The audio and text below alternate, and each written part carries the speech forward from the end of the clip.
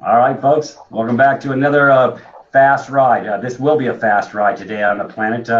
We're going where no man has gone before. It feels like Scotty beat me up. There's no intelligent life forms down here. However, we've got two in the house that are paying attention to what's going on this planet, and the subversion and the hiding of informations across our planet. However, the poop's coming out the elephant. They're not going to be able to contain this or retain this.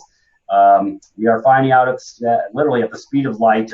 All these beautiful things coming forward. So I've got Sister Sierra, who's going to join this ride for me. She's in this alternative realm that Brother Peter hasn't really had a lot of time to dig into. So I wanted to get somebody on here who could shed some light on multiple things, what's going on this planet. As for those who don't believe the ET thing is really going down, this is your wake-up call. We can probably show you irrevocable proofs. Matter of fact, Sierra, I was watching the William Cooper, and he dropped coin on multiple things, and so they disappeared him within 2 weeks after him dropping coin on the real deal, what's going on this damn planet, and they took him out. But you know what? They're not going to be able to stop what's coming forward now because it's coming out on multiple levels all across. They don't have enough thumbs to put in the dike to shut the game down. They're really nervous, and they should be, because the control freaks have been subverting the alternative energy technologies and all the stuff that should have been here many years ago. They stole all the Tesla technologies, put the patents on a shelf. I mean, because that's how control freaks operate. But their lower vibration is now being overcome by the higher vibration of the love on the planet. And now all this stuff is really coming through in a whole different quickness. And I call it, you have a lot of shifting going on right now. There's a lot of, I guess you could say the planet's getting the shift kicked out of it. It sure is. It sure is. Thank you so much for having me on, Peter. This is quite an amazing opportunity. I'm really looking forward to saying hello to your followers, to people who turn into your station. And this is awesome. I welcome the opportunity to come forward and speak about my experiences, what I know through my experiences, and what I know through the people who've had similar experiences, and so on, from exopolitics on. We'll start there because there's a few things to talk about to get people caught up on so that they can start doing their own research and making up their own mind, using their own discernment about what they're going to allow into their own natural evolution, how they're going to participate in in in their shift. Right. Are they going to have the shift kicked out of them, or are they going to prepare themselves? All of this information I'm going to be sharing with you all today, I encourage you to go look up online. Go do Great. your own research. Go look and see what you feel resonates with you. Take in what will help you be rid of anything else that doesn't.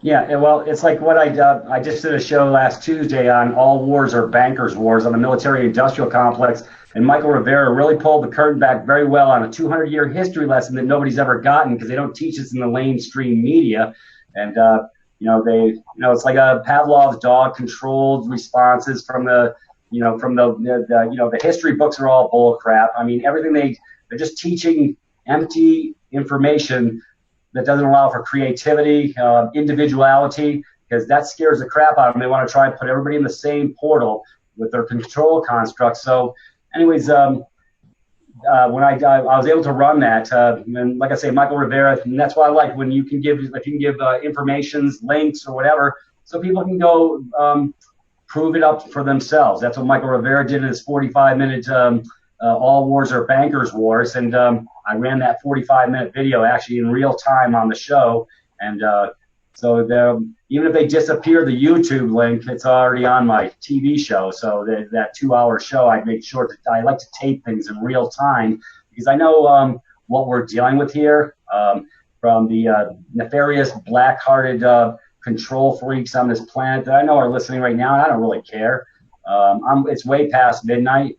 And I like to use that analogy: the poop's out the elephant. You'll never be able to put it back in. And they're really getting how do you put scared shitless, for lack of a better term, I guess. Yeah, we're way beyond scared straight program at this point. And yes, there are so many things that are happening out in the world right now. And I like to call it the information overload. And I think in the beginning, whenever the powers that were, our partners in contrast, because they're playing a role here on the planet also by withholding this information from us for so long. You know, there's a long history of things I like to touch base on about this programming, where the programming came from, how it got rooted and seated in our civilization, why does it still live in this generation, and that it's in its death throes right now. But basically, touching base on what you just said about schools and all the programs and all the paradigms are collapsing right now because people are waking up and they're seeing the BS in front of them.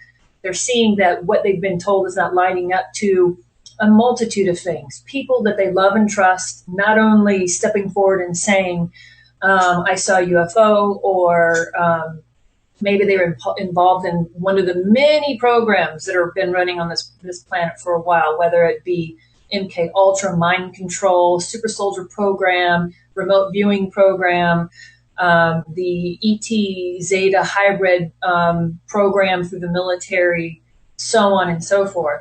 And so it's through people who have found the courage, and I want to say thank you to those of you out there who had these experiences, have found the courage to talk to your friends about it, your family about it, and now you're coming forward in the community and talking about it. We've got a lot of really important whistleblowers happening right now that I'd like you all to run to your computer and check out. First of all, if you have not followed Randy Kramer, aka Captain K, and his testimony of being on Mars for 17 years and then being a part of a space program where he was out in the galaxy. Actually, he was far beyond our galaxy. He was in a different galaxy, and he was meeting with these different species and so on. He was given the command that, okay, the release. His command actually set him up to do this. He is currently an active officer in the Marines. Okay. And so the very first thing he says is, look me up, contact my chain of command. I have full support and full authority to bring this information forward. And what's happening is that, yeah, we're all finding out that the government, Big Brother, or the military industrial complex has gotten out of control, has withheld an erroneous amount of information from us. That information is coming forward because there's several different things that they can't stop. First of all, they can't stop consciousness, the overall blanket of consciousness, because if you take it away here, what's going to happen is 20 more over here are going to get it. And that's what's starting to come up right now. You know, you and I were talking about the technologies that are starting to come forward. Yes, we could get really depressed and try to hide our head in the sand once we pull our head out from underneath the rock and look around and this is a bunch of crap. I just want to put my head in the sand again. And I like to use the term, what has been seen cannot be unseen. What has been heard cannot be unheard. And so there's a lot of information coming forward for people to check out. And although these things have happened and we feel like we might be out of control, that's not the case. In fact, the people are empowered now. The people are bringing forward the technologies that have been suppressed. The people are bringing forward the information that we need to heal the planet. You know, although I have daily contact with our extraterrestrial, galactic brethren, the Galactic Federation of Light, whatever you want to call it, I have an open communication source. They're not here to save us. They're here to help give us the information to save ourselves. And so I get a lot of people contacting me through Facebook, social media, on my website. When are the Galactics going to come save us? I'm sorry, I'm here to tell you that's not going to happen. What they have been doing, and this is being proven too by other sources in the government and military coming forward, what they are doing is they're not going to allow any nuclear war. They're not going to allow any major Earth shifts to where we'll lose hundreds and millions of people. Now, because of the geoengineering, Gaia herself energetically is having to constantly rebalance herself.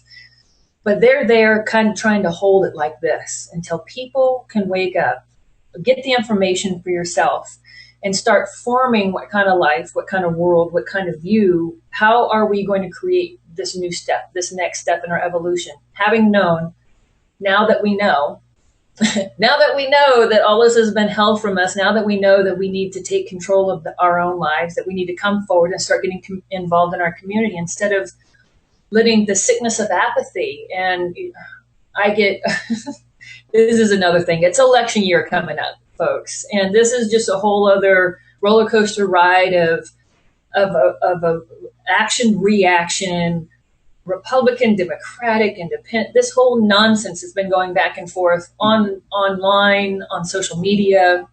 I got blasted last week about my making some comment about Hillary, about being the same broken system, and I got a lot of people reacting pretty negatively about that. Well, here, let me digress for a second, because this is what I've been peeling back this nasty ass onion for the last 3 years and showing people, because over at Privatis.Me, my website, I actually have an 8-week curriculum that shows them how to peel the damn onion back all the way to its rotten core and show how they got conflicted, how they got set up. Okay, just like the military-industrial complex I talked about on Tuesday, they tricked the goodwill and the spirit of men and women across this planet to go do these damn wars. But most people don't realize that when you go into this construct, this false construct called the voting machine or the voting game, it's you give over your rights for mere benefits and privileges, and they actually reduce you to a slave in the game, and your vote does not count. It hasn't counted. They've been, hey, matter of fact, black box voting, 2008. What the hell is her name? Anyways, she uncovered how they can just flip the switch on these little electronic thingies. They were in bed with they're all in bed together. I mean, if people don't wake up, this construct that you want to internalize and put your arms around is going to be the kiss of death. It is going to be a fate worse than death, because their objective is to steal everything you have until you have nothing left. And it's control construct. So when you give over to it, that's why I've been teaching people how to unconsent for the last 3 years, and how to get off the damn plantation.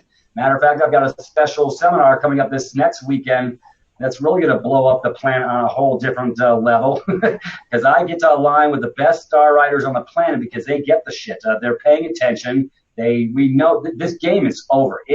They just haven't stopped yet, and the harder they push, the faster it's coming over to the other side for the wake-up call, because it's in your face and so obvious, so blatantly. So for these people that are still stuck in this political construct, left, right, folks, it's the same dog, just with different fleas. They're all a bunch of losers, a bunch of control freaks for the corporate whores that be.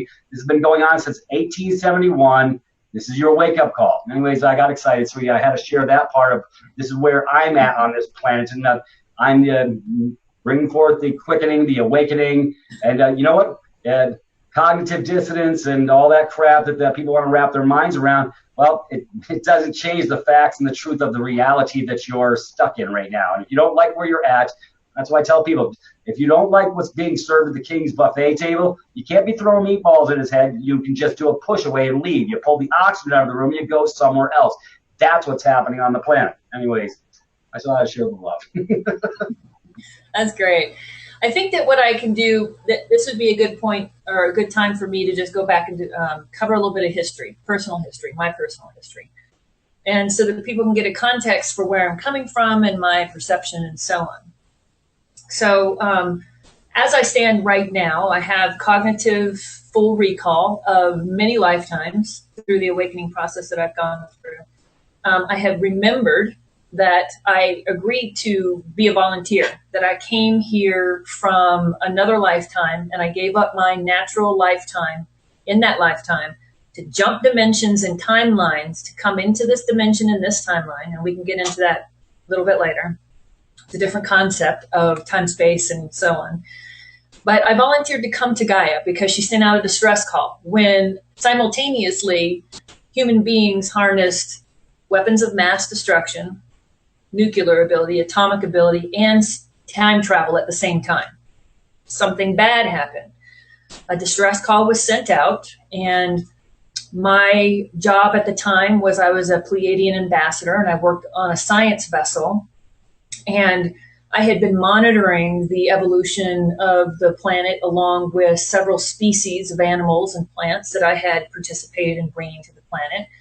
As well as certain lines of genetics that we were fostering here on the planet. So let's just get that out of the way. There was way back, long time ago, there was a natural evolution of life on this planet. Now, let's just say the planet is way older than what you've been taught in your history lesson.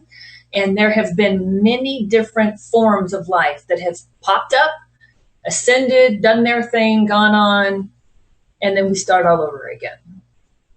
Most recently, there's been a particular, yes, I do subscribe to Stitchin's work. I believe that he was pretty well on with the Anunnaki. The Anunnaki needed to come here and get gold and mine gold along with other, precious minerals so that they could protect their atmosphere when they were out in their rotation. And there were an Anunnaki council that was left here to oversee that. Some of them got corrupt, and rewinding just a little bit, they took Homo erectus and they blended their genetics with Homo erectus, and they created some really hardy miners and people to do their work for them. And they did violate some pretty basic universal law when doing that. And when that happened, there's always watchers. There are elementals that live here on the planet that you would call super or extraordinary, or might even try to call them something other than ETs, extraterrestrials. They've been here for a long, long time, way before human beings came along. We'll be here way long after. They're kind of like the reporters. They're the watchers, and they watch. Bigfoot's one of them, actually. And so just to put a little squash around that one, Bigfoot's real, and they are a watcher, and they've been watching over and monitoring this planet for some time now. And they do tie in together, the extraterrestrial lineage and the Bigfoot people. That's a part of my story. Also, I had the pleasure of meeting Bigfoot once in my life. That was kind of crazy. I digress. Let's go back to history, the true history of history before we started here on the planet. We got seeded.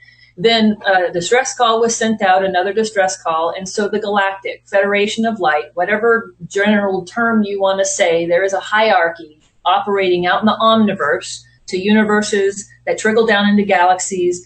They all have to work together. There's a hierarchy set up, people watching, monitoring. A group of beings showed up and said, oh, they started life on the planet. Why can't we have our own life on the planet? Since you went ahead and interrupted the natural evolution on the planet, why don't we have our representation of life on the planet? Then began this whole experimentation on the planet where different genes were planted opposite of each other across the world at the planet at the time. And of course, now they've mixed together, and that's just the whole thing the Galactics have had a fun time tracking and keeping track of also. And I'll get into the abductions and the abduction theory here in just a second, because they're not all bad. Sometimes it's just the Galactics, depending on what genetics you came from, coming back to check on their line and what's happening. So you've got your Asian, you've got your white, your Anglo-Saxon, you've got your Native American, you've got your Native Indian to Mexico, all from different genetics, all from different species, okay? And so they've been monitoring the evolution of people here on the planet and so forth. How did we get here? That's how we got started, this particular line of human beings. Now, between there and here, there's been a lot of fuckery. Let's just put it like it is. There is an older model of consciousness, of warring, of basically the whole template that we have on the world right now of the one percenters came from Mars, actually. There were some people who left Mars and came here, and they were here for some time. And I don't want to be pointing fingers and saying any one species are bad or good, because just like human beings, there's great ones and there's not so great ones. There's ones with benevolent intentions and ones with not so benevolent intentions. And the ones with not so benevolent intentions, got a hold of the ruling class back in about 1,000 years before Christ came, and started to implement this consciousness where they separated first and foremost to divide and conquer, to keep people a slave race. You must first divide them from themselves. You divide male, female, divine masculine qualities, divine feminine qualities. And at some point, they demonize the divine feminine qualities So much so that Christ and that whole soul pod came down here to try to remind people about divine masculine and feminine, and they demonized Mary Magdalene. And it's just gone through this whole whitewashing. It's just a part of the many things that were kept from us. But if you want to keep a species from reaching anthropos, from becoming self-aware, from becoming connected to their own divine source, you separate them in their own divine feminine and masculine. You got them conquered. Then you keep them in fear-based scenarios and so on. Now, the Pope. Let me jump to the Pope here because I brought up Mary Magdalene and Jesus, and I know there's some people out there right now. So please research this. Please go back to the beginning of time that Pope Francis took office as Pope and look at all that he's done. First and foremost, he's actually come out. It's not been this thing that the CNN or Fox News has covered, but he said Mary Magdalene is not a whore. They actually took two different stories from the Bible, from the woman in the well that was possessed, and they took to knock down the significance of the relationship of Mary Magdalene and Christ, and they called her a whore. Mary Magdalene was not a whore. It's not the accurate history. Now, all that's going to be coming forward. There's been a lot of great authors in the field. Kathleen McGowan is a very solid source to look at for this, the unveiling of this particular story. Are you aware that the Bible is pretty much an allegory? I know there's Christ consciousness, but the Jesus fish has been pretty much upended and this is oh yeah, I've been called a blasphemer. I don't really care. Anyways, you know what? Church is for people to keep them in line in fear of that there's hell. Well, they're already in hell. Welcome to planet Earth. Because of the fractures, like did you talk about separating the male and the female? This is why I get to the female species, because I understand that we walk side by side. I'm not superior to my female sisters. I'm in line with my female sisters. I have no separation. That's why I bring my brown brothers, my black brothers, my Asian brothers. I'm in every portal in the country, and I don't see color. I see hearts. I see vibration. I see energy. So, these are the things that have kept the borders in the minds of the masses, because it's called the Great Colossal Mind Hack.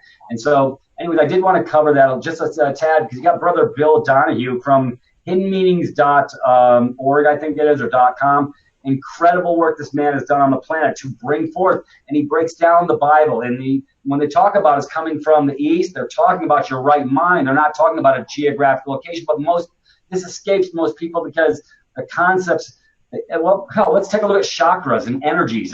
My ex-wife calls me New Agey. I said I have nothing to do with New Age. I understand. I understand numbers. I understand sacred geometry. I'm going to get Brother Nasir Harriman on my show. He talks about all this stuff. He is a genius. He's into quantum physics, and I get what he's talking about. And he breaks it down if you've got an open mind.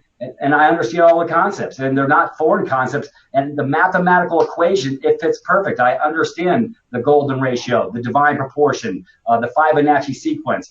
I didn't know nothing about this stuff 3 years ago, sweetheart. And like all of a sudden, the light went on in my head. You talk about an awakening on a whole different level, because I'm in every portal on the planet to get these concepts that escape 99% of the masses. Anyways, I just wanted to share that a little bit. My job is not, these are control constructs. The church is the biggest control construct on the planet. Don't talk about politics and religion. I say talk about both, because they're both a bunch of losers and just in about controlling. Matter of fact, Larkin Rose did a nice rant yesterday. I don't know if you know who he is, but I'm going to get him on the show because he gets it. This is all a control construct. You can free yourself anytime from the seal of illusion that when you choose to wake up. Anyways, I'll let you go on that point. Anyways, I got excited. Sharing that. It's good information for people to fact check. Let's just be real here. Fact is only applicable with your own discernment. It's your experience here on the planet, and you're going to navigate it the best way that you possibly can. Please use your own discernment, meaning take a look at information, question everything, follow up on facts, look in all the different recesses, because the first the first good step is what they told me isn't lining up with what I know to be true. Something's off here. Good, great. Jump into it. There is a wealth of information at your fingertips, on your computer, on your smartphone. Please dig in. So, and it's great information to know about the gentleman who broke down the Bible and so on and so forth. Unfortunately, because this system of control that we adopted here on the planet targets belief and belief structure to disassociate yourself from source, from prime source, to make you feel as if there needs to be something between you and your God, your own knowing, your own spirit. How I've been explained is that we have a soul separated from God that's had a lot of different experience throughout the omniverse, playing in different roles and doing different things. And when we are born down into a physicality, we have an oversoul. Basically, people call it our higher self, our own knowing, our own intuition. And that is our direct link to all. Because once we're tapped into our own divine guidance, our own oversoul, our own higher self, you have unlimited access to anything, any knowledge, any records, anything. When people are starting to wake up here on the planet, we keep referring to this. There's a consciousness grid that surrounds the entire planet. It's an actual measurable frequency. It lives in everything.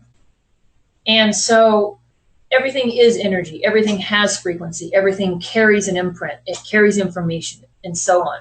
So when I said it doesn't matter if they're holding all this stuff from us, we can either go to our smart tablet or smartphone or whatever to tap in, but there's also a whole other thing to tap into, which is the consciousness grid. Tapping into the consciousness grid, all the beings who want to help us, want to support us on our missions here on the planet, have loaded the consciousness grid with everything it is that we need to save ourselves, to help our planet, to restructure everything, to help us in every faculty, in every infrastructure, and everything that's designed for our society is there. Technology, because people, again, don't think somebody's coming here to save us. That's putting our power outside of ourselves, and that's not the way that we were designed. We are gods, actually, here on the planet. We are co-creators with God. Christ, actually, one of his most famous sayings is, that's not in the Bible, that's in the Lost Sea Scrolls. There's a lot of great information. Check out the Lost Sea Scrolls. There's more and more books of the Bible have been discovered or that were written and so on. And is that everywhere around you, I am there. Lift a rock and I am there. Look at a flower and I am there. Look in the mirror type of a thing. And I am there. You are God. We are God. There's no separation between you and I. The point I'm trying to make here is that there's a certain set of rules, of construct that happens with each playing field. We'll take Gaia, Earth, for example. She was set up in a certain kind of construct. It's called free will. People don't really get the concept of free will. Now, if you're going to play a game, whether you load it onto your smart device, whether you have it on your computer, it's a board game. You learn the rules of the board game so that it will put you in a place, the most favorable place to win. Okay. Well, when we came here, they told us, they not only didn't tell us the rules, but they've gone so far out of their way to try to make sure we don't find out what the rules are, because in an instant, we could change literally the fabric, the physicality of the world by a shift of consciousness, of perspective and alignment. That whole image is, whatever it's called, adage, what you say becomes what you think, becomes the world around you. What you think, what you say becomes the world around you. You literally create your existence by your thought process, by the vibration you're putting off, by what the energy you're focusing on. And let me tap on that for a second. I want to talk about free will for a second. It's ironic. Let me share my walk with for people who are totally unaware who the hell I am, because I need to share this part. See, I got these epiphanies. I got these downloads, or whatever you want to call them. And then, I started radio 3 years ago, and I just didn't fit in any of those portals. So I went through 2 portals, and I said, you know what? My spirit is telling me something different. Peter needs to be by himself, but not alone. So I created this radio show called In the Spirit of Things. The radio station's called Free Will. You think I might get the memos just a little bit? See, because I get everything. I'm getting all the downloads. So people can call me crazy. Yeah, I'm crazy like a fox. I get all these downloads. But yeah, so I created In the Spirit of Things because I was trying to get the vibration of the planet to come up. So I talk about mind, body, and spirit, because if you leave any one of those pegs out off of your stool, it's going to fall over. You have to have balance with all three. Isn't it amazing that in their court systems, everything's done with ecclesiastical black magic, and it's all done in threes? I mean, you can't make this shit up. I mean, I've uncovered this nasty onion. I've been researching for 30 plus years. But let's talk about the religious construct for 1 second. I knew in my heart at 13 years old, when they were trying to get me to get communion or confirmation, at 13 years old, I challenged the construct of the Catholic Church. And I said, nah, I said, something doesn't fit. First of all, I asked Sister Catherine, I said, because she said, I haven't seen you in class, Peter. And I said, yeah, I'm rethinking my position here. Let me ask you a couple of questions. If you can give me the proper answer, then maybe we can move forward. Maybe I'll be a party to this game. I knew it was a game. Anyway, so I says, you're telling me that guy who puts his pants on the same way as I do, you want to go crawl in a box, he's just got a white collar on, you want to go crawl in a box with him to give over my power to him who died and made him God. I got excommunicated like that. So I've been on this trek for quite a while. So I'm in the spiritual awakening part of me. I've been probably pretty much my whole life. So now the downloads are coming back, the memories, and I get the Pleiadians. Have you ever seen Breaking Dawn? It's a 16-part series. I'm going to send it to you. You're going to love it. You will get it. It's all about the love. It's all about bringing up the vibration on the planet. This is what I'm talking about. I mean, I want everybody to change. If you're in a state of conflict, you're in low 3D drag, and you can't free yourself from the chains that bind because you're trapped between your ears and your vibrations all wrong. But it's ironic that they've used GMOs, chemtrails, compromised shots, fluoride, all these poisons to compromise the vessel, the vibration of the vessel. So we have a lot of zombies. That's why all these movies with the zombies and the vampires are them sucking the res and energy because they keep watching that thing called an idiot box and giving over, and it actually changes up the theta beta waves in the head when you entraps their mind from thinking outside the box. Go figure. Anyways, I just thought I'd share a little 2 cents, because when you talked about free will, I've been talking about free will for a long time because, I love Rush. Free Will, the song. As a matter of fact, that was the opening song, the salvo to my In the Spirit of Things show, because I got the memo. So Peter gets the memos. Anyways, I'm sharing the memos, and so aren't you. You are bringing forth so much beautiful information. I'm really excited. Oh, thank you.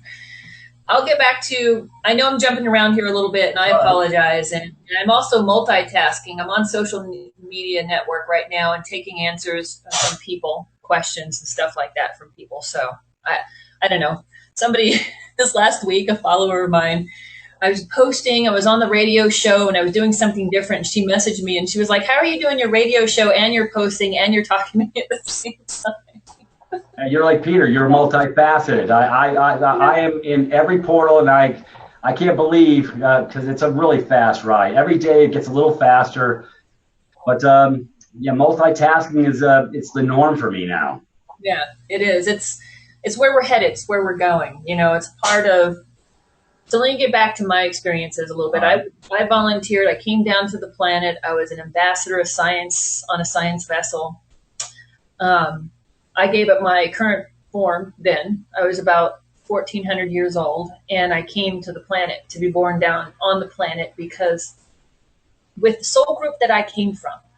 Now, this is, we're going to get into a little bit of tricky stuff here, and I'll try to cover it as lightly as I can, but to give you a background. When we had Source, God, and then there was life, and life was created. Basically, if you can just visualize soul pods or bits of light coming away from the God source at the same time, then that's your soul pod. And you just break that up in a whole bunch of different, actually when it first came out away from the source, it was one. And then through experiencing different incarnations, it fractured in multiple ways. This is where we get the term twin flame, soulmate. You know, in my experience and my understanding, soulmate is someone that is in the soul pod, that you've had lifetimes and interactions with, but usually they're there to make you grow, to encourage you to be a better version of yourself. And a lot of times it's fiery, and there's a lot of passion, there's a lot of click, there's a lot of bam, but it's like a bright, shining star. It burns really hard. It burns out really quickly. Soulmate relationships get us to the place where we are more focused on our mission. We're focused on what we're supposed to be doing here. Twin soul, twin flame are the ones that are the most complementary to us. On the flip side, inside of the soul pod group, easier relationships. There is definitely that first soul recognition, just like soulmate. But the soulmate has that fire it's not that twin flame doesn't have fire and a punch behind it. It's that it's more balanced, because usually your twin flame doesn't come along. Well, usually your twin flame doesn't come along for once in a handful of lifetimes, because your soul pod is in different galaxies in a universe, experiencing different things at the same time. Now, because this is such a unique experience here on Gaia, and I'm going back a little bit again to the history, the known history of humankind. The reason why Gaia herself is so important, first of all, she's a unique being in that she is definitely a being. She is a conscious being. Two, if you can imagine, make a circle on a piece of paper, and then you put a square in that. That's 4, okay? 4 universes, okay, comprising the omniverse. Now, life can start in one universe, and inside of that universe is countless galaxies, countless and immeasurable opportunities for life. And inside of that, your soul pod is in there playing around and doing all different kinds of things. But as life starts to grow and things start to expand, the different universes start to expand. If you can imagine the accumulation since the time memorial, since the first breath of life, that in all of these other universes, there's been life and there's been all kinds of experiences and different things like that. You take all of that and you put it onto one planet, plant, animal, consciousness, vibration, water, the pure potential for life is Gaia. It's like all these other species had all this time to develop, and then they all got together and decided to create this one unique being. And because she exists, now if you take that 2D model and you flip it up and you make it round, and then you start to imagine that in all of these 4 quadrants of universes, there's all these energetic lines, like the synapses in the brain. All of these lines going to these tiny little bits of light, and that's a planet. And they're all interconnected in all of these web. It's a giant web. Now imagine, because we haven't been taught the full history lesson or the lesson of frequency, of time, space, of wormholes, and so on. If you can imagine that in this brain piece and all of these connectedness, that Gaia is a central connective nerd to the rest of it. We destroy her, we destroy everything. It has the possibility of collapsing so much inside of this very fragile, energetic web of connectedness. So when the galactics show up and say, whoa, whoa, whoa, you can't blow up this planet, you children are getting out of control here, okay? We're sorry that you guys had an influence of this and this and this, and we've had this fuckery and that fuckery and this thing and genetic manipulation and so on. But listen, we're here now. Gaia sent out call. Not only are we here on the outside in ships, but you're here on the planet. There are millions of volunteers that did the same thing I did, giving up my life to be born on the planet, to wake people up from the inside, because of the apathy. The density, the control got so bad. First of all, what had happened is that the first thing we did when we found out was, warrant quarantine the planet. No more new souls going down. If you go down, you might get caught in Earth's karmic grid, because until we can wake up the entire thing, nobody's going anywhere. So you've got souls that have been trapped on this planet for thousands and thousands of years, playing out the same thing. Good guy, bad guy, good guy, bad guy. Till finally, the volunteers were like, "Wow, wait a minute. Y'all need a little bit of help. You need a frequency, a very different frequency than what you have been exposed to up to this point." So the volunteers came down. By us physically being here, we raise the vibration of the consciousness. And sometimes we don't even remember until later on in life, and all of a sudden, oh my God, that was kind of like what happened with me. I was born, I forgot who I was, an ambassador, that I came to Gaia's call. I was born with full telepathy, psychic abilities. I was dreaming lucidly. I was astral projecting. I was doing all kinds of stuff all over the planet, just running all around, rampant, not knowing what the heck was going on, with no guidance, no, in the beginning, until I come from Cherokee lineage. I'm Cherokee Irish. And so that's also another marker for some of the genetic programs here on the planet. And the reason why I got swept up in the ET hybridization program, that's all a part of the big thing about me coming down here and living this life, and then coming out later and saying, this is a life I lived. It sounds extraordinary, but all I can do is bring my life to you and say, I've been involved in this, this, this, and this. It exists. Please wake up. Please get involved. But by coming here to the planet, we raise the vibrational frequency. When we remember who we are, we raise it even higher. And then we become beacons to others to wake up. And so there's a lot of people waking up very fast, very furious. So that's the reason why we went from some 4 billion people on the planet to just a couple generation, within a generation of 2 to 8 billion. 8 billion people. How did that happen? The volunteers went, jump in, because there was different waves. Look at Dolores Cannon's work. Really great with the 3 waves of volunteers. It's the same kind of a thing. I love to take these different people's work and then dive into it. Do you know Matt? Matt Kahn? Oh, he's a stellar star, brother. I'll send you some of his information. He's out of Washington State.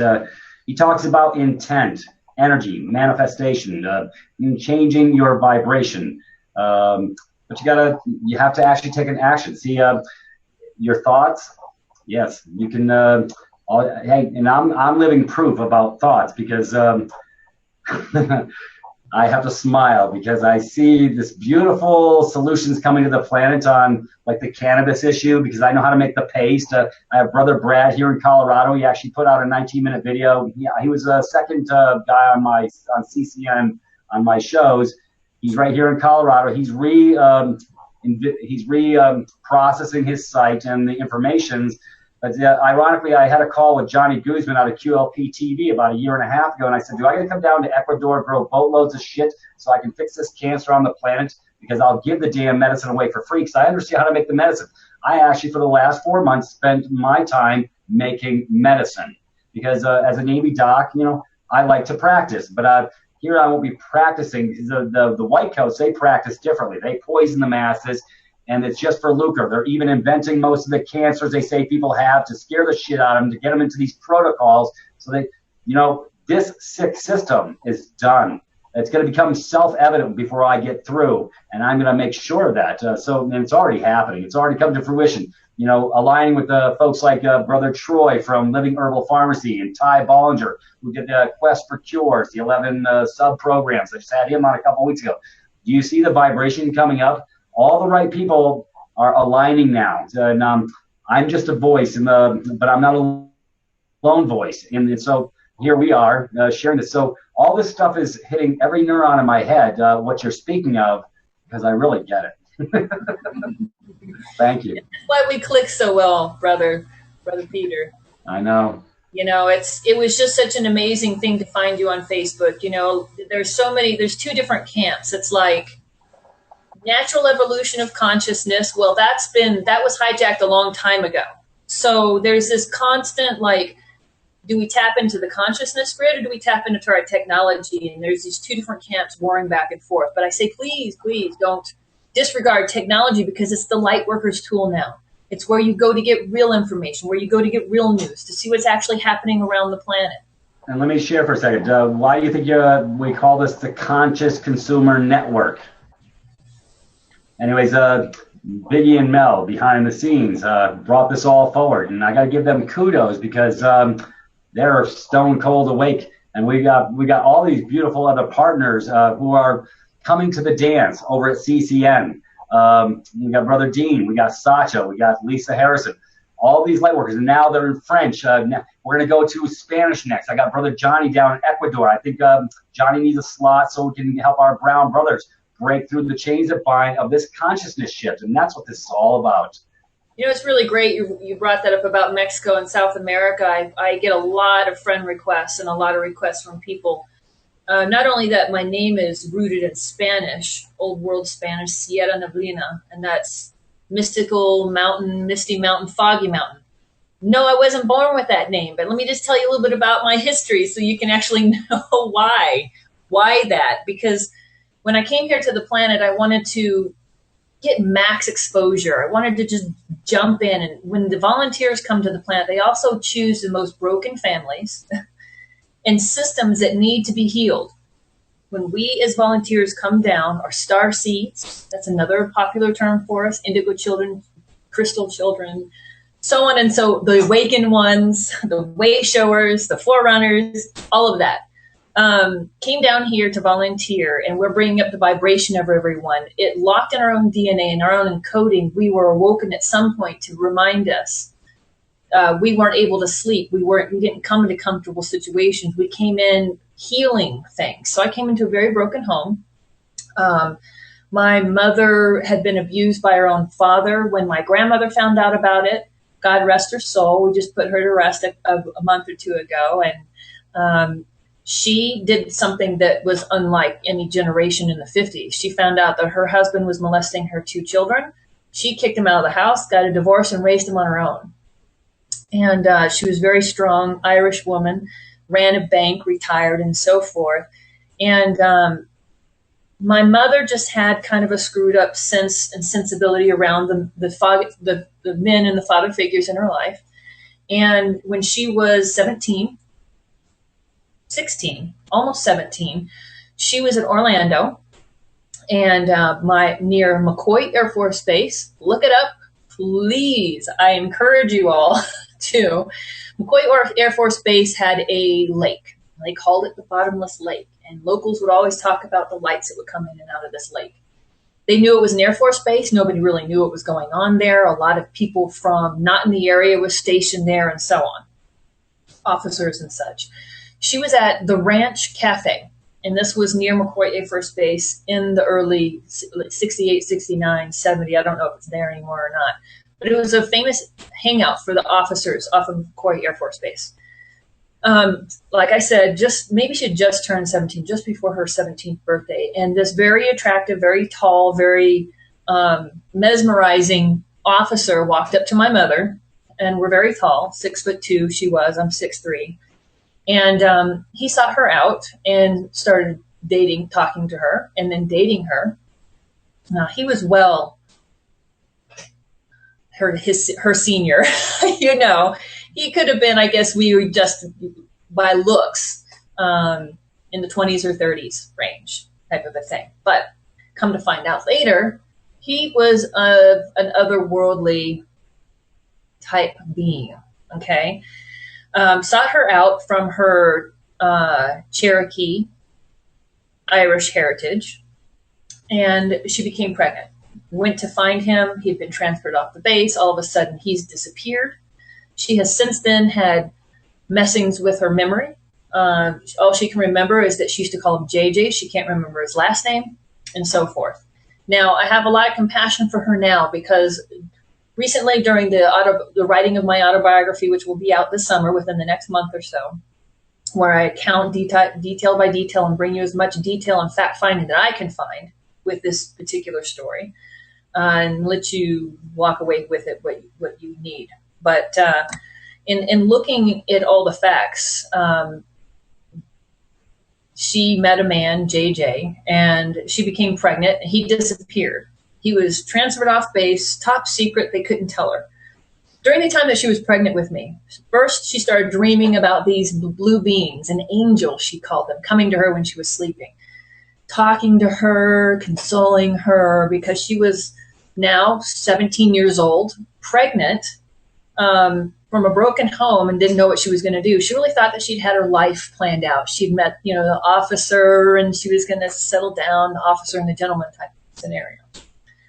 And the dreams turned into real life visitations from multiple beings. Now, she started keeping a diary. She started keeping a little black book. She would sketch them. She's a really great artist. She would sketch all the different beings that came to her.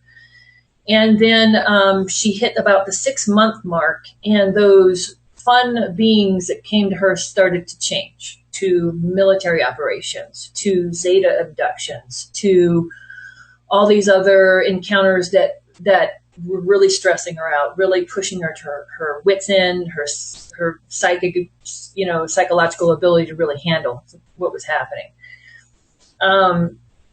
Then I was born.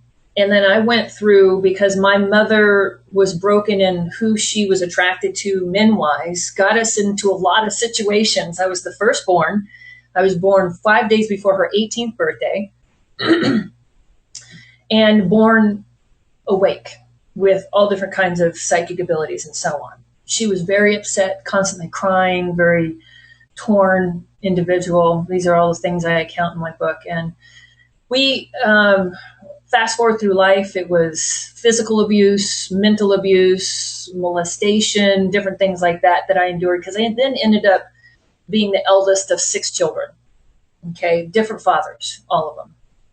And 2 of them actually weren't even my mom. She just kind of took them on from one of the men she was hanging out with. Now, my life seemed like I survived my life. Now, going back and writing this book and working with the galactic energies and the different beings, including a very high-ranking archangel that I work with on a daily basis, who helps oversee everything that I'm doing here, which would be Archangel Michael. I was born on the feast day, St. Michael, September 29th, and my energy most encapsulates the justice and the killing of the devil, or our partner in contrast. But, abuse, different things. Now, what started to happen during this, and what I had happened recently, is I was listening to, and I know I'm jumping around here a lot, please stick with me, it's a complicated thing. I most recently listened to and had, first of all, on my radio program on Blog Talk, Galactic U, as in Galactic University. It's a play on words. We're all galactic. From the stars we come, to the stars we shall return. Whether you've been stuck here for generations on the karmic's grid, or you've come down as a volunteer, you didn't originate here. So we're all from somewhere else. And so I started to... Well, I had Randy Kramer, Captain K. Please go look up his information. I want to get into his details later. But then what happened is that drove me to a new whistleblower. They called him Good ET XSG. Now, he's since come out and called himself Corey. I don't know if he's given any more information. I can't honestly tell you. I've only made it through the first 16 minutes of his first interview, because what happened was, with Randy Kramer, I was able to hear his story, bring it forward. He was a part of the Super Soldier program. He was tested from the time at grade school. He was intelligent super soldier, so intelligent super soldier type of a thing. So they recruited him. He went to Mars. Check out that story. It's amazing. When I started to listen to this new whistleblower, he was categorized as empathic intuitive. And so his tests were much different from Randy Kramer's tests. This is Corey I'm talking about now. Corey's interview I listened to 16 minutes of, and what happened was, he said something that triggered a memory of mine that just made me feel like a whole deck of cards came falling down on the ground of memories.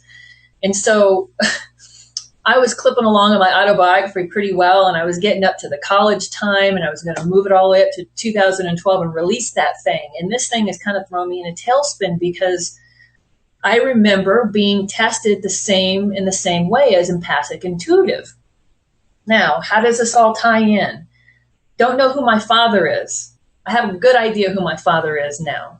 When Randy Kramer talks about the Naval Air Space Command, I now believe, through evidence that I've gathered, that my father is a part of the Naval Air Space Command, that he's been looking out over me all these years. He's tried to protect me, and he's even come in a couple of times and removed me from situations. Example 1. When things started to get really bad, the physical abuse from this one gentleman got so bad that I was just waking up in the hospital constantly, cracking my skull to being burned from the waist down with scalding hot water and different things like that. I had a woman in black show up in a black sedan and come to see me on a playground in Superior, Arizona, because we moved around a lot. Because it kept calling, the school systems kept calling. I had teachers standing up for me. This girl is showing up to class with long sleeves, long pants. It's the middle of summer. Something's wrong. We know something's wrong. Check it out. In the 70s, who did they call? The man of the house. They didn't call the woman of the house. My mom to this day is super upset with herself. We've been reunited, my biological mother, because I was eventually taken away for the child abuse and placed in foster care. I had a woman in black show up on a playground, speak to me telepathically, and then finally verbally that if things got too bad, they would remove me. And that's what eventually happened. I've had visitations of the men in black throughout my entire life. And the testing, there's a particular period of my life before we were put into, leading all the way up until the time we were put into foster care, and that happened for me at age 9. So since the time I was 5 years old till I was 9 years old, and that was only 4 years, but it was enough time to do enough damage where I was being tested and I was categorized as empathic, intuitive. I was being tested and trained in remote viewing. And whenever I didn't want to participate, I was punished. I was beaten. There was cruel things that were done to me from the age 5 to 9 to ensure that I would continue to do the tests and participate in remote viewing and these other projects that these military branch people had me in. Now, when I was taken away and put into foster care, I was in foster care for about 3.5 years, almost 4 years, by the time that I was adopted by my very Southern Baptist family. So that was a whole other war in itself. Here I am, empathic, intuitive, having prophetic dreams of earth changes, of things that are happening around the globe, all the way up until I was in high school. I made the mistake once of mentioning that to my mom when I saw on the front page of the newspaper this train that had derailed, and I'd spent all night with the only survivor of that train. It was a 12-year-old girl. The whole thing just... She took me to Southern Baptist Church of laying on of hands so they could take the demon out of me. But luckily, through this entire experience, Archangel Michael is by my side. Appeared to me as a blue ball of dancing light in one of the most horrific situations when I was a child to keep me sane to get through it, where I was being locked in a closet and day after day molested. My mom and dad were gone somewhere. I was stuck in some commune somewhere in the middle of Tennessee. Whatever. Anything can be healed, folks. I have healed, I've worked on it. But what's thrown me into a tailspin in the last 3 weeks is that these new memories coming in and me having to heal those aspects of my inner child self and make myself feel safe again and moving forward and putting out my story. But it will come out. I will tell about it. I will talk about it. This whole thing ramped its way up to the time that I went into the military. There was a whole bunch of shenanigans around that because Corey states specifically this branch does not want you going into the military because it will deprogram you from the programming they put in. I'm the only person, I think, in the entire world that was pulled out of boot camp the 3 weeks before graduation after the real programming, going out into the field, withholding the food, withholding sleep type thing. That's where they break you down and they start reprogramming back up again. They pull me out of boot camp and they send me to the medic and they say they want to take out all of my impounded wisdom teeth. They do oral surgery. They take these teeth out, and one of the memories that I had show up the other day was the reprogramming that they did that whole day after the oral surgery. So there's just constant thing going back and forth. Now, when I was 22 years old, I was in the reserves. And I wake up one day with a Zeta in my room. This opens a whole other, because I'd started to wake up. I started to consciously grab a hold of my roots, my training. It was almost like the blood boiling, the blood burning, the what's the words? The coming, in the native tradition, they believe very strongly in the native, especially the medicine line, about information being passed down genetically. And my mother said no to it. She started to get prophetic dreams when she was a teen, in her teens, and she was so freaked out by it that she said, whatever this is, I don't have anything to do with it. And she's never had a dream. She can't remember her dreams to this day because of it. She said no. They said fine. They shut it down. When it started happening for me, prophetic dreams of ceremonies, and it literally felt like my blood was burning, like there was something trying to come alive. And that's when my great-grandmother from my family line, the Cherokee medicine woman, as I understand it, I'm still in the process of trying to genetically track all of that. But for me, it just lives in my experience, and that's what's real for me. That's what's important for me. She came to me and started to help me through the awakening. And it was a whole other spiritual awakening where my dreams as a dream, my gifts as a dream walker were coming alive, and I was being trained. I was astral projecting and so on. This was going on. I was living in Manitou Springs at the foot of NORAD in I was 24, not 22, and this was 1994. And I was in the reserves. In my entire career, I went in 90. I got out in 98, and I came and went from the military any old way I wanted. I was like active duty one time and then told the chaplain, if you don't let me go, there's going to be hell to pay. And they let me go. I have just come and gone from the military in 8 years how I wanted to. I was AWOL. I wasn't AWOL. And they never did anything to me. Not once. They never touched me once. They never brought me up on charges or nothing. And so I was on reserves during this time, but I wasn't actively drilling. And during one of the times I just decided the military wasn't my thing. And that's when the Zeta showed up. I became pregnant. But the whole point about me telling you about the dream walking thing is I had found a women's circle in Manitou Springs, very spiritually based area. I don't know if anybody's traveled there, but it's worth checking out. But I had a psychic circle of elder women that I met with. And when I woke up the next morning after having the Zeta show up in my room, and he basically communicated they were just checking on me. Checking on me what? And I called her, and she showed up, and she walks in. The very first thing she does, she looks at me, and she says, Sierra, how come you're pregnant? And I'm like, it's not funny, Morgan. I'm freaked out. I had this thing happen to me last night. Please just let me tell you about what happened. I don't want whatever nonsense this is you're talking about. On the side notes, footnotes, gay, lesbian, have been from the time I was born. It's programmed that way. I came in that way specifically to highlight this portion of my story.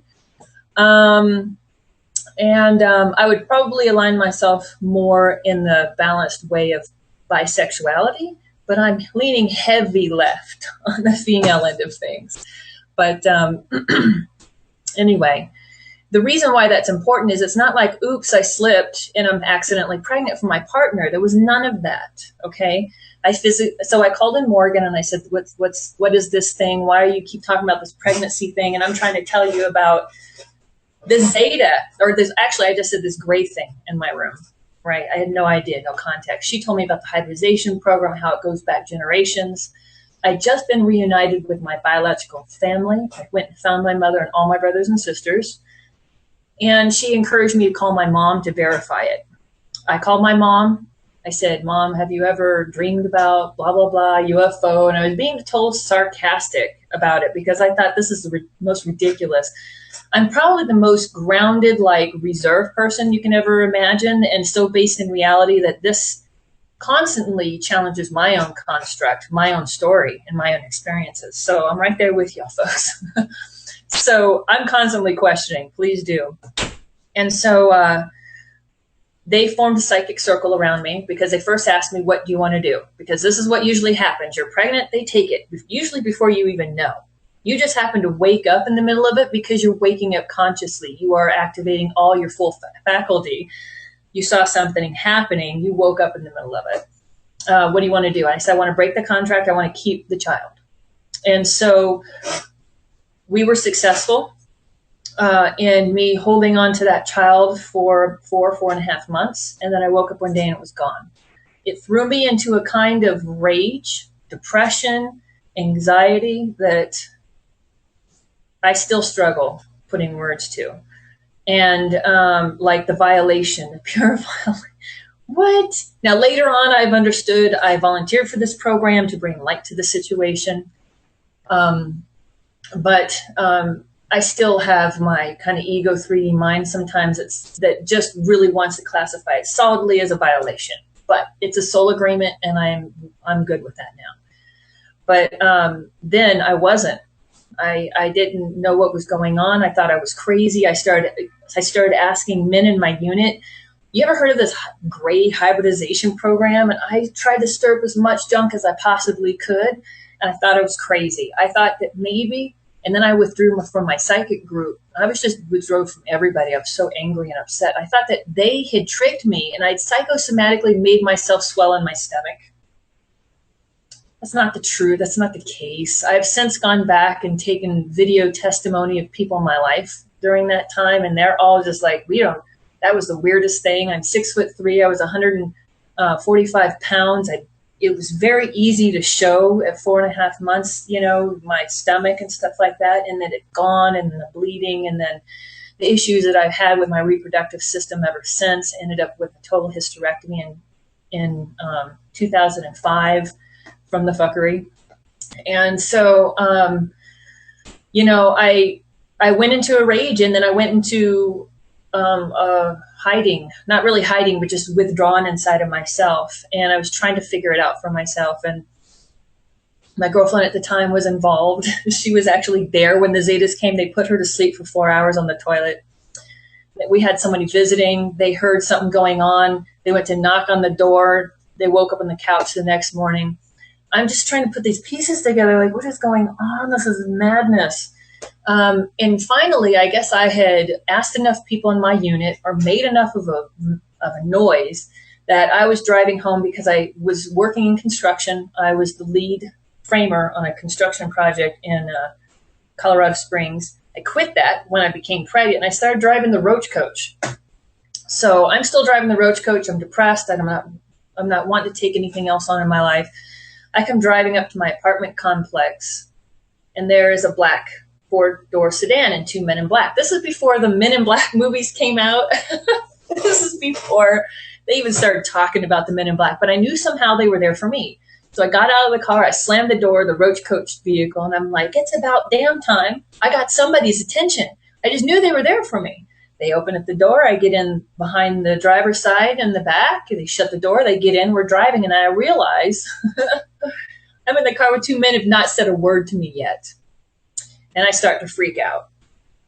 I have been tested in the past with my strength. They measure me at the strength of 2 average men. And my adrenaline from the training, I understand now, from the splitting of personality, splitting of the mind in the different trainings in these different programs, they can create aspects of a person that is super soldier-like. When I would get triggered into that, I would have so much adrenaline fill my 6'3" frame, I could put my hand through anything, type of a thing. And I had such an issue with my temper. The military didn't help. They made it worse. I was in organized sports, and the reason why I ended up in the military is because I went to Adams State College in 1989, got a full ride scholarship, got kicked off the team for being gay, went into the military. Love-hate relationship there. Always has been, always will be. So they took me into NORAD, and I was in NORAD for over 8 hours. They showed me, and I'll leave the details to the book, beaming technology. They beamed the Pepsi can. This is 1994, folks, August. Then the Pepsi can from one side of the room to the other. Saw it with my eyes, made him redo it because I called bullshit on it right away. And I said, bullshit. So they did it again for me, and they made me watch it all over again. And I'm just like, what? And then they walked me off in many different levels into different sections of NORAD. And then they walked me off to a completely different place. And they showed me in a huge field underground. I still to this day don't understand how they got all this aircraft in this underneath there. Because at last count, I counted to 30 going down in the elevator. 1, 2, 3. I don't know how deep we were down there, but we were in there for a ways. there's just some training I can't undo. I'm highly aware of everything that's going on around me. I'll walk into a restaurant and I'll have everybody spotted. And if somebody's energy is out of line, if they're angry or upset, I zero in on them right away because they're a threat. And so, or so is the training that I've undergone. They took me and I saw a saucer. Now it was about a football field away, about 100 yards away, and it was down a couple levels. I'd say 2 stories at least. I was looking at it from that perspective at 11 o'clock. I didn't see landing gears. It occurred to me like it was floating there. I don't know. I couldn't see the bottom of it. And I turned and I looked at my escorts, my quiet escorts, and off we went. Another aspect to these quiet escorts is one of them was human, one was not. The other one that was he wasn't driving, he was in the passenger side.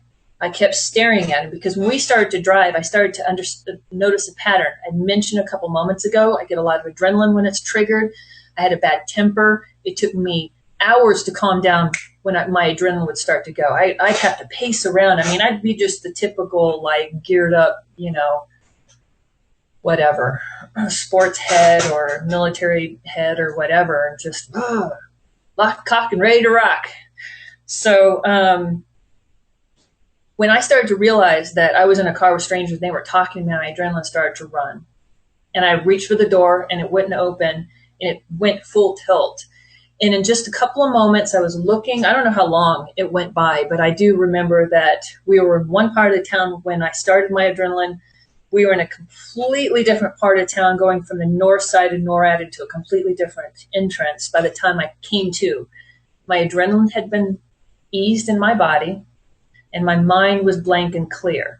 That is the strongest empathic person I've ever come across in my life. Not only able to sense my intrusion, because first I went into I'm like, something's amiss here. I went into the driver, normal, whatever. And then I started to go energetically, telepathically into the non-human. And I was met with the most excruciating high vibrational buzz and frequency, and then done. And then I'm staring forward. So anytime I would start to get out of control with I'd get triggered, my flight or fight response, I don't flight, I fight response would get triggered. I would find myself staring straight ahead, calm, adrenaline gone out of my body. So when I saw this aircraft, I wish I would have stayed there a little bit longer, because I turned to him and I'm like, do you see that? Like, what am I going to... I don't know. I was 24. I'm like, in the middle of this whole thing, in the middle of a mountain. Now they're showing me all this stuff. And I'm like, and so off we go. The next thing they showed me was a 6-foot-tall dead Zeta. Now, I was like, I don't know, I'm thinking to myself, I don't know what you guys are trying to do here, but I'll see if this is my chance to see if this stuff is real, because with my training and my ability, I can go into organic matter and I can pick up on the residual, the last thoughts, the last things those beings have seen or experienced. And when I did that, I snapped myself back out, started shaking and crying, because that being had been tortured for information in the last moments of its life. And I got a really good sense of who I was dealing with in that moment. And I became terrified for my life, terrified. Then I was taken to a room and sat down for about 45 minutes and made to wait, thinking I was going to die. Like, I didn't know why up until that point that I thought I was going to be okay. They were showing me beaming technology and spacecraft, and I thought, oh my God, they're going to kill me. I'm dead. Oh my God, I'm going to die. And I was just sitting there. I just got reunited with my biological family. I'm just thinking, you sit there and you think the last moments of your life, and your odd thoughts that you have crossing your mind. And finally, a man walks in the door. He is wearing a jumpsuit, a flight suit, an aviation suit that zip up, goes on over everything, rank insignia removed, everything removed. He had a high-end tie. He was very tall, and he had green-blue eyes. That's significant, because when he came in, he sat down and he looked at me, crossed his legs. He just leaned it, and he said, now you know, stop digging. And I'm like, now I know what. I don't know anything. I think you're going to kill me. That's what I know. I think I know. I think I know. Are you going to kill me? So he starts naming off the names and addresses of my entire adoptive family and biological family. So then I blank out and I don't remember anything. I'm standing the next thing I know in my apartment staring at the wall, which I did a lot in those last few months in that apartment. And I had the insane urge to run, and that's what I did. 1994 to 2003, I did not have a checking account, a credit card, nor a cell phone.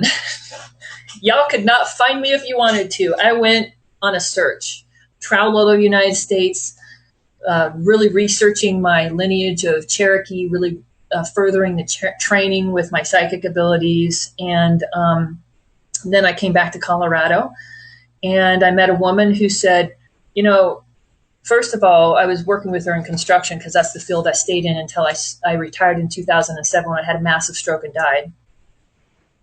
She said, you're kind of aggressive and screwed up. I got this thing for you. Think you should try out. It's called Landmark Education. Saved my life. Look it up. If y'all want to know how to get the construct of the human ego, the human mind, because we're all designed the same way, through the fuckery. Yes, there was genetic manipulation and alteration, but there is a construct for which our mind is designed, and they tap in. Our partners in contrast tap into that and really screw with us on it. If you want to get that under control, you want to be more successful, more efficient in your life, it has nothing to do with religion or anything like that. It's science. It's the science of the mind and such. And I took this. I became the poster child of Landmark. It really helped free me up, and I decided that I was going to claim who I am. What was the name of that? Landmark? Landmark Education, Landmark Education worldwide. Nice. Yeah. I'll have to look into that. It's tools for living. It's like having a tool belt. It's like the whole premise of it is that when we grow up, the psyche of our mind is designed that when something happens, we make it mean something, and always it's a negative thing. And then we constrain ourselves, which means then in the future, without even remembering that you made, I will never again, I won't X, I won't this, I won't that, you become so small and so disempowered in your life that you just don't have the strength and the ability to take control of your life. It's a great tools for living type of thing.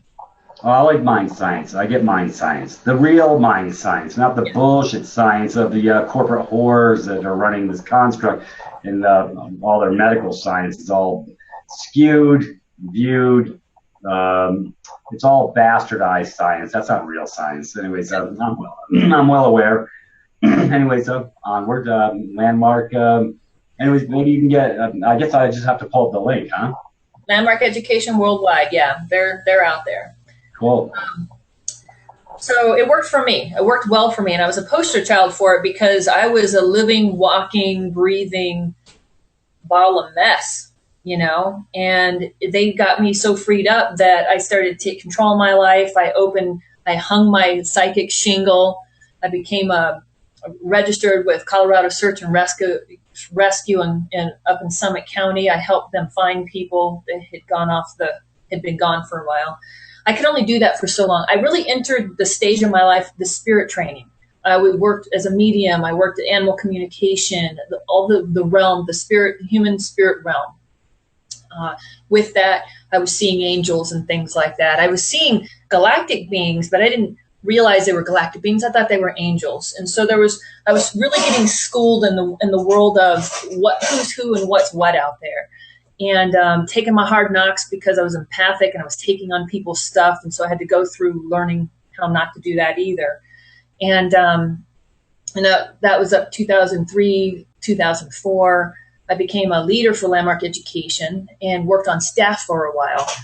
That took me up to 2000. And meanwhile, I was like you, Peter. If I wasn't doing a million different things at the same time, being the project manager of a custom home building log building company from Canada. I was a project manager for that. I was also building my own $1 million spec homes and custom homes.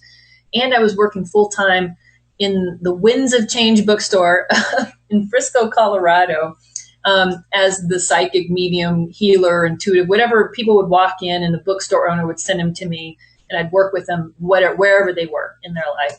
And then working with search and rescue. And I carried that on from 2005 to 4 to 2007, where I had a massive stroke and I died. And I was up on ship. I thought I was in a white room. I later found out it was a ship. And I had a galactic being on one side and an angel. It's reversed. The angel was on my right. The galactic being who looked like, you know, that movie Cocoon. They were just an outline of white. You know, they were like a light source soul without physicality sitting to my left. Angel said, okay, so you've died. And what we're going to do is we're going to send down this person, this being, to complete your mission. And I went, what? And so they showed me that I had died and that I had stroked for 4 hours and damaged 25% of my brain, both right and left side. And that there was a lot of damage done and that we were on a timeline and I needed to fulfill this particular mission and that I was going to have a walk-in fulfill it for me, meaning my soul was going to leave and this one was going to come in to my body and complete the mission. And I'm like, hell no. No. Look back at my life. Look at everything I've been through. No, I'm going to see this through the end. Is there any other way that we can do this besides that? So there was a long meeting, there were long discussions, and there had to be a lot of re-agreement made where for the first time, I'm not sure if I was the first or not, but I knew for a long time people weren't even talking about what walk-ins were. They weren't sure because it was a new phenomenon. It was another wave of volunteer coming to the planet. Yeah. Fools would get to the point where, screw it, I'm done. I don't want to be here anymore.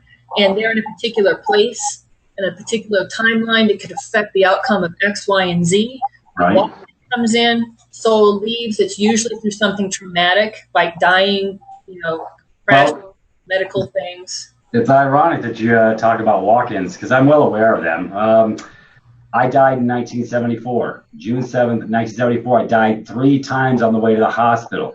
I shouldn't have a working neuron in my brain. I should be brain damaged, brain dead. So I did alcohol poisoning, 3/4 of a quart of vodka in 20 minutes. They found me by the pond, and I was touch and go for literally 24 hours. I mean, 3 times on the way to the hospital, getting me there. A friend of mine, Tommy Zidlow, actually went and ratted me out to the vice principal, said, hey, Peter's down by the pond. And some other people that thought they were helping actually laid my neck across a log to keep me from vomiting on myself. And it was actually cutting off my oxygen supply. Geniuses. I remember that I know all 3 gentlemen who did that, but it's all right. I need to broach this because I understand it. I get it.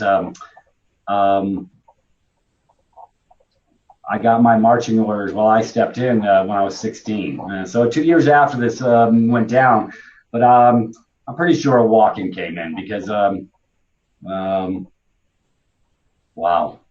Yeah, it happens a lot. It happens more frequently than what people think. And specifically with those of us who volunteered, set an intention to come here on the planet to affect X amount of people, to do this particular mission, and so on. And you're one of those people. And so if there was a chance that you were going to be taken off the planet, there's a good chance that a walk-in would jump in to help you heal your body because they are non-corporeal and you're able to raise the energetic frequency of healing in a physical body faster than just about anything that's out there. So it's like internal speed healing. And so I received a walk-in who was a male energy, and I woke up in the hospital. They told me 25% of my brain, both sides damaged. I was completely paralyzed on my left side, and I couldn't speak properly. So that ensued years of physical and cognitive therapies. And did I say that they told me I'd never walk or talk again? I've been told one other time that I wouldn't walk again. I was my freshman year in basketball before I got kicked off the team for being gay, which I wasn't even clear about at the time. I got injured in basketball and broke my lower back and was taken to the emergency room. And they said, we need to do surgery, take between the third and fourth spinous process, the third and fourth lumbar. I completely herniated and slipped a disc and broke the spinous. It's all screwed up in there. They wanted to take that out, that damaged disc, and fuse them together. This was in 1989. And I said, what's the recovery rate? They said 50%. And I'm like, get the hell out of my room. 50%. I'm an athlete. I'm going to be in the Olympics in a few years. What is wrong with you? So I wheeled myself, because I couldn't walk, out of the emergency room down to the nearest chiropractor, and he saved my life. Not had back surgery, will not have back surgery. Well, yeah, the land of allopathy loves to cut, slash, and burn on every aspect. That's why they call it practicing, and that's why, no, I really, like I say, I work on that side of the spectrum, and I'm going to fix that because it's the sickest, most despicable. I can't believe people actually buy this bullshit and put their power into these people who wear these white coats and say we have authority. You know, I have some really good doctor friends who are sharp doctors. I'm trying to get Dr. Tent on the show. He understands about, you know, the body and how to fix it. And but most of the doctors in the land of allopathy are either deliberately putting the blinders on. I mean, gee, 90% of all oncologists won't even use the same protocols they'll put you through. What does that say? And they don't even give their kids these poison shots either. So the people need to hear this. So quit giving over your power to a bunch of liars, crooks, and thieves. 97% success rate. For 100 years now, for 100 stinking years, they've been poisoning and killing the vessels just for profit. Mm-hmm. Wake up, people. There's alternatives to everything that fix it. And I know how to fix all this crap. I'm a solutions guy. That's why there's the solutions on the planet.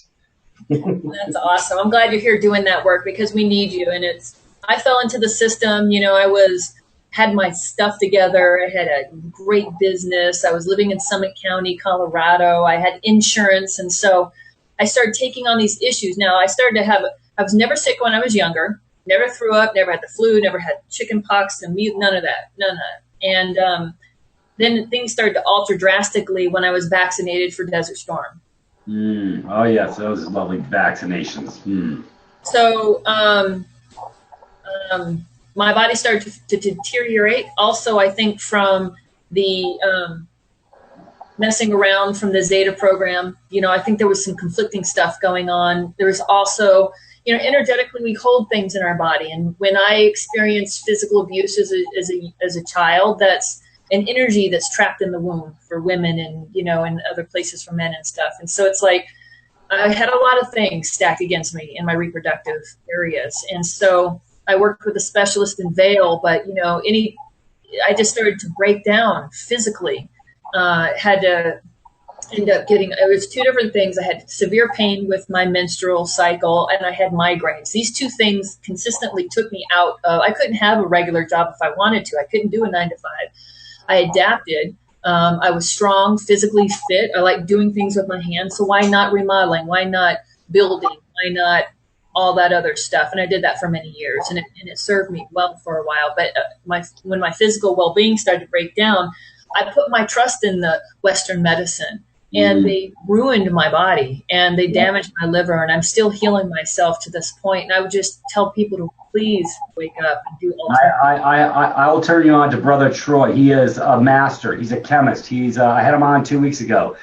I promise you, when I send you over there, you'll get the memos. We can fix everything. I mean, this is so massive. You're gonna be happy again. We'll fix it. Awesome. Thank you, because I'm still on harmonic hormones, bioidentical hormones. It's a cream topical thing. Anyways, it's a dance. It's a thing. It's to manage. And I did it. I did like everybody else. I put my trust in the system thinking they were helping me. Now, I believe that Western medicine has a purpose. If you have broken your neck, you have broken an arm, you have been in an accident, they need to sew you up because you're bleeding. Right. Go to your doctor. But if it's about everyday maintenance, health maintenance and stuff like that, please seek alternative methods. They are not your friend. The medical faculties are not there to help you thrive. But alternatively, there's information at your fingertips now with your smartphones, laptops, and computers that No. you can find out the whole Or concept. Peter's videos with the links attached. Gee, all you gotta do is There click you on a go. link, and I'll take you into every portal that you didn't know you could go into. Like I say, there's no excuse anymore for this insane train. No excuse. But if you've jumped on and damaged your bodies like I did, know that there is a way to heal. I am still continuing to heal. There are many different things you can do, and please seek out wonderful people like Peter and go to his links and look at his information and do the training. It's important. It's really important. Yeah. And so fast forward to 2007 when I had the stroke, and then I woke up and I went into the habilitation. Now, I after there's many people who've done a lot of work on people who've died, gone to heaven, and come back. There is a euphoria that I can express by my experience. When I woke up, I was so close to source. I was in my source. I was in my godlike cloak, my essence. I was near to the divine being for that time when I died. So when I woke up, I had this strange euphoria, and I stayed that way for about 6 months. And then as I started to heal my brain, and as I started to distinguish where I was in space and time, because that's one of the first things that goes when you have a stroke, then I started to realize when I could distinguish where I was in space and time, that there was somebody else there too. There was another consciousness, there was another thought process, there was another perspective. And I thought, oh my God, what has happened to me? Here I go again. I've lost my damn mind. And I lost mine a long time ago. It's all good. And so I started seeking answers. And one of the people I ended up with is one of my co-hosts, Don Daniels, from my radio program, Galactic U on Blog Talk Radio. And we are doing a session right now called Becoming a Cosmic Citizen on his book, on the work that he's done. But I met with him, and he introduced me to the Paranormal Research Forum in Denver. It's the largest paranormal forum in the United States. And I started learning, meeting people, talking to people, because I was like, this is my experience. I got the Zeta thing, this ET thing, because when I came back and I started to heal, a lot of high strangeness was going on around me. Not only was I carrying my energy, my own physicality, but I was also carrying this other being, very high vibrational frequency being. And he was a male energy. And the very first thing he started to do was to work on my trauma around the Zeta hybridization program. So what was happening for me in reality is I was having a lot of flashbacks. That did not make me happy. So I was seeking help for that. I was seeking help for, why do I feel like there's two people in here? What is going on with me? Long story short, Jeff Peckman sent me in the direction of Starseed Hotline in Lavendar. He said, it sounds like you're a walk-in. I'm like, what? Wait a minute.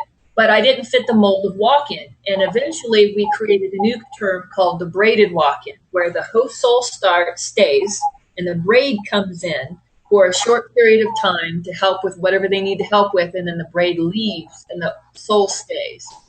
Now, there's definitions of the walk-in. There's a complete soul walk-in, complete soul replacement, where you leave and the new soul comes in. There's an oversoul walk-in, where an aspect of your higher self comes in. And I think ultimately that's a process we're all undergoing here on the planet, whereas when I started this whole talk and I was talking about our source, our divine godhood, our higher self, whatever it is that you want to call, is integrating into our physical being here on the planet. We're activating our DNA. We are activating our full strands of DNA, all the information. We are remembering who we are. So in a real sense, everyone here is here to have some sort of oversoul walk-in, to integrate here on the planet aspects of our higher selves and our higher beings, higher consciousness. What a ride. I love it. Now, see, because I understand restructuring the DNA. I understand that it's been compromised across the board. It's ironic because in the allelopathic medicine, the radiation actually destroys all the DNA in the body. So I've got a lot of work to do on this planet. You don't even know the half of the people I get to align with on this planet. I mean, all these, I call them star travelers because they're just like me.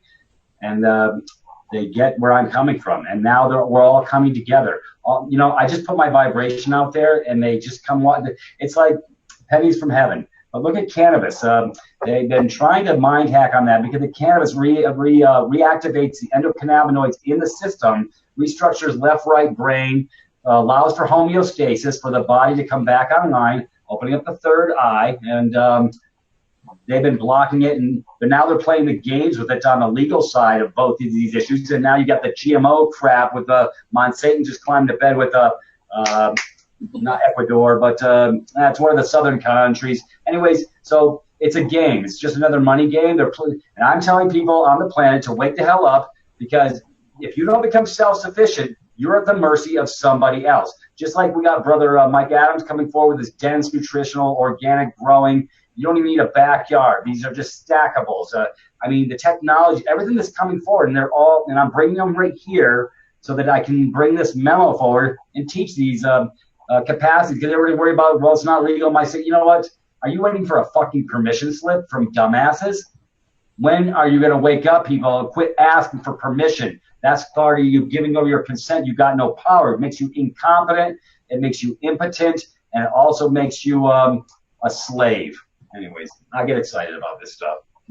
Well, that's a great point. You know, it's what I like to leave people with is, okay, I'd like to be the compassion when people wake up. Yeah, everything is fucked, but we're okay. Okay, you've woken up now. I need you to turn inwards. I have a lot of love and compassion for yourself and the people around you, because the first thing when you do when you wake up and you realize how screwed up things are, the first thing you want to do is stick your head back in the hole that doesn't work. Yep. Because it eats away at you. It does. But unfortunately, we're in a hostile environment, and those who are looking to focus on love and focus on balance and focus on awakening must learn how to live in a different way than the people who are still asleep, eating the fast food, eating the other food. I'm so sorry for people right now, because there's so much deception in all the different everything, actually, from being separated from our own God source through our religious institutions to the food that we're eating is poison, to the water that we're drinking is on purpose to keep us from connecting to our higher self, from keeping us from waking up, from keeping us from being well, from being empowered. One thing I do want to let people know is that although I was born awakened with these gifts, everybody has the ability to be psychic, telepathic, intuitive, raise your vibrational frequencies in such ways that you can do anything. You can fly. You can do. I mean, each person is geared for a particular thing, but we're all superheroes. We just need to remember that we are. We need to take care of our vessel, our temple. We need to remember and be trained and seek out the real information of what is frequency, what is vibration, what does this tie into this, how does that work? You know, this ties into the next level, the next work that I'm going to be working on. I am very interested in bringing the sacred teachings back, the temple teachings. Yes. Well, that's Nasir Harriman. I'm getting him on the show. I've already poked him a couple times. I haven't got a response back because he understands everything that we're speaking of. I get the sacred geometry, the mathematical equation. Everything comes together under this construct. And he talks about, what is it, something of the Ark. What the hell is it? Not Raiders of the Ark. It's that's in the religious construct. And they're trying to destroy all this shit so we can't find out what the real history was. God, I'm having a brain fart. Anyways, that's what happens. You live in all these portals. The Lost Ark? Are you talking about the Ark? Yeah, the Lost Ark, or this, I don't know. Anyways, I was talking to Brother Tim this morning. Anyways, he actually has a 2-hour video explaining it and how the perfect, it will blow you away. When I saw it, I saw it 2 days ago. I don't know why I keep going through all these different portals, but, well, maybe I do. Anyways, but it's just funny how it's just all this stuff is the downloads or the uploads, whatever you want to call them, keep okay, I'm supposed to watch this, and I don't know why, and then I'll just click on it, and then I'll say, now I know why. It's like I'm just going forward in the right vibration, the right heart, and I'm looking for my answers, and I get to pull it all together. And that changes the vibration, restructures the ley lines on the planet. I talk about that all the time because I understand how the grid interconnects electronically I was in electronics for 10 years also. I never shared that with you. I used to actually be a light worker. You know what I mean when I say light worker? I used to tie in the glass, the system, on the backbones of cable systems in Houston, Phoenix, all these major cities. And it was called a node, N-O-D-E. Well, what's in your heart? The sinoatrial node. You are nothing but a flicker when you start. When mommy and daddy got together, they created this energy. And you're nothing but a heartbeat away, and that's the source of energy. So I get all these concepts, and I worked in electronics for 10 years on top of being in the medical side. So I had to go through all these portals because now I really get the source of light, and I really get the energy. And then I go watch Nasir, and he's blowing my brain up on a whole different level. And I said, now it all makes sense. So I'm excited because it's all coming forward. Yeah, and it all ties together. And the reason why I'm interested right now moving into the temple teachings is the basic principles of the true physics of the universe and of the planet, the basic and essential understanding what is vibration and frequency, to balance your chakras, how to bring your own frequency up, how to maintain your temple, how to conquer the fear. All these different things in the 7 levels of initiation in the temples were so important in the consciousness of the people on the planet. Not everybody needed to train in it, but it needed to exist because it needed to have a home in the consciousness on the planet.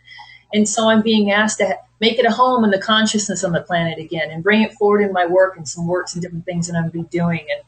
And so I'm really looking forward to that because everything ties together. Everything is frequency. Everything is intention. Everything is thought. Everything is creation. And we need to be taught these life hacks. How do we learn quickly, simply, the basics of the fundamentals that have been held from us so that we can reconstruct the world as we see fit? Not the 1%, not the ones who will be on our backs, driving us into the ground to our death. That is an old paradigm. It's an old thing. It's done. We're waking up. It's like critical mass. If people may have been exposed to this term or not, but critical mass, the theory is, and it's the 100 monkey theory. I know we've talked about that multiple times on this show. Right. So the 100 monkey theory, meaning at the moment that enough people, and it's mathematics, pure and simple, enough people on the planet wake up, then all of a sudden, and tap into that consciousness grid, because there's so much thickness between you and that consciousness grid and density, that once you get life hacked, tap into that consciousness grid, then all others are tapping in, and at some point, instantly, everybody is aware of what you're aware of.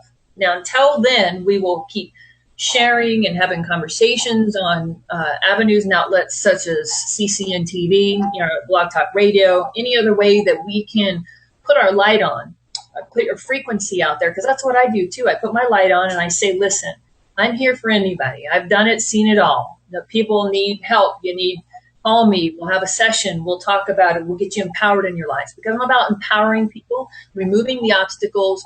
When I met you, you said that you were focused on the solutions. And I really like that, because instead of being focused on everything that's broken, it's broken all to hell, folks. We can sit there and talk about it all day long, or we can focus and align ourselves to the solutions. And that's where I'm at. Right. Well, I watched the Alex Jones stuff and this, and all they're doing was putting everybody in a state of conflict, in a state of, well, what the hell can I do? And you know what? And then I had my epiphanies 3 years ago. I said, you know what? All right, I'm done with the Alex Jones of the world.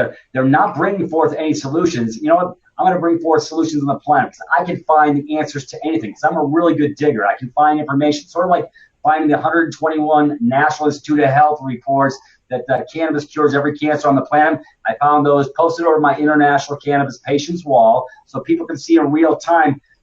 I actually had a little dialogue with a doctor yesterday who she was in a total state of denial. And I says, I guess, because she says, I don't deal with anything on the cannabis issue. I says, apparently you've been programmed really well and you're stuck on stupid. So you know what? I guess we have nothing else to talk about here. And she terminated me before I got to stuff the 121 NIH reports. You talk about programming. I mean, the medical construct is well, we got the Rockefellers and the scumbags at B who control the medical schools, what they feed to the schools as far as donations and whatever to keep the the white coats for continuing to write scripts for their poisons. And my God, I mean, really? So anyways, and I ran into that on a train ride too from a nurse. I said, "You're aware that they?" Because I said, "What do you do?" She goes, "I give shots and blah blah. I work the shot clinic." I says, "Are you aware that they pull thimerosal, mercury, and formaldehyde in every one of those shots, and they actually compromise the immune system?" And she just looked at me like I was from fucking planet Mars. I says, "Before you show contempt prior to investigation, I have a website you can go to, www.novaccine.com, and they list all the poisons, unless you're afraid of the truth." And she left the train car, because I was on a train ride from Cali to Colorado, and she could not wrap her brain around it. That, you know why? Because she has to justify the lie of what she's been doing for her entire life, and now that's a hard pill to swallow, that you've been poisoning your brothers and sisters without even having any concept that you're doing that. And that's why I like Dr. Tent. He exposes that, and I want to get him on the show. But, you know, this game's over. This game is over. Yeah, that's the reason why, you know, since 2007 and my awakening and this integration period, and then this whole other trip with galactic energies. And at one point they were having me, you and I had talked about this. I'm on constant night duty. Now, Dreamwalker is a generic term for a particular soul group or soul pod or a particular energetic vibration of, everybody's heard of maybe you have or maybe you haven't, the Weaver in Native American lore. And the Weaver is the construct for the fabric, weaves the fabric of reality. Somebody gave me one of those. It was an Indian. It's one of those things. She intertwined it. She gave it to me as a gift when I was 13 years old. So it's ironic that you're talking about this now, because I was thinking about this in our conversation. Well, go figure. You got Dreamweaver. Go figure. By Gary Wright. I get everything through the music. But she gave me one of these. She made it up. I forget what did she call it? And it was like Dreamcatcher. Huh? Dreamcatcher. A Dreamcatcher. She made it up in her own hand. She gave it to me. Oh, what was her name? Anyways, that's funny. It's not funny. I mean, it came to my mind while we're having these conversations about the Indians and because my indigenous brothers and sisters are really tapped into the energies. That's why they had it when Columbus came in. He had to kill off 95% of them. Yeah, my brother Curtis, he did Season of Treason Part 2, and he actually covered what happened in this country when it was being structured and it came on board. But nobody gets the history lessons. They're too busy eating turkey and not realizing that. Anyways, Pleiadians are responsible for the Native American bloodline, the different Native American bloodlines that are here, and they wanted to make sure that their people understood where they came from. And it's widely known, especially, and now it's starting to come out because the elders of all the different tribes are getting together, and it's right here in Colorado. I know they're having a bunch of big powwows down towards Denver. It's ironic. I'm in Grand Junction, so I'm getting all these memos. Yeah, great. So a Dreamweaver is tapped into. It's a being that has a propensity for being able to tap into the conscious web, the consciousness web we were talking about, the web that's around the planet, whereby you can access any information. And so I was being trained in all of this, and I was being trained also for a short period of time with my galactic brother. And because I did my spirit training, I did my life, my spirit, my ego life tool training with Landmark Education, did my spirit training in and out of the different realms of spirit work, helping to send spirits on that got trapped here in the earthly realm, and then enter the galactics and the ETs, and meeting the galactics and the ETs, and doing time travel at this point. And there was a period of time, because I mentioned earlier that my temper was bad, and I've done a lot of work around it, repairing the different aspects of me that got created out of these programs that I was in, that like to kick in and take over every once in a while, the very strong warrior aspects, really redoing and restructuring everything. And one of the things that they had me work on, and one of the assignments, was the Pope, the old Pope, having the old Pope step down. And for about 6 months, he was confined to his room. He was not able to physically leave. The Galactics had him under house arrest until he would concede to step down, because he had conceded in a prior agreement and arrangement years before, and he hadn't done it on the proper timeline and got put under house arrest. And they were like, listen, it can either happen this way, where we just blow your spot up and we talk about ETs and we do this whole thing. We take it down in a really horrible way. Or you step down and you let our man come in, Francis, and start doing the work to help prepare people for what's coming. And that's what Pope Francis is doing. I had referred to him at the beginning of this call. I said, please go in and look at all the things that he has done since he's taken office. Right. He's gone back in and papal legacy and written in a bunch of stuff, including ETs are real. Mary Magdalene's not a whore. She was Christ's bride. They're talking about it now. If you all are religious and you follow that faith, go talk about what your world leader is telling you right now. And so this is all in preparation for us to be prepared, because there is a timeline that is being pushed for people to wake up, people to take control back away from the programming, to understand the program that we've been in, and to be able to peacefully, or whatever way we can, take our own governments back, our own financial institutions, and so on. Now, the rest of the world has been doing this for a long time now, following anything that's going on in Iceland, the Netherlands, Egypt. For the first time for 5,000 years, they are ruling themselves. They are not occupied anymore. That's huge. There are many countries that have stepped up, took their government down, restructured everything, and have things running beautifully.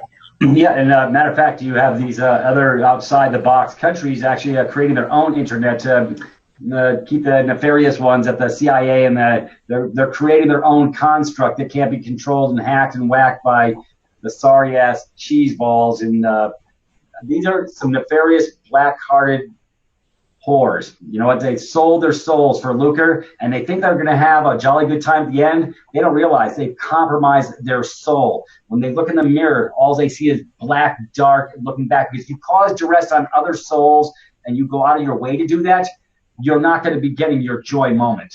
Yeah, it takes a toll on the soul, and we're all here to play our part. And they're here as a soul to play a very important part as our partners in contrast, to get us to wake up.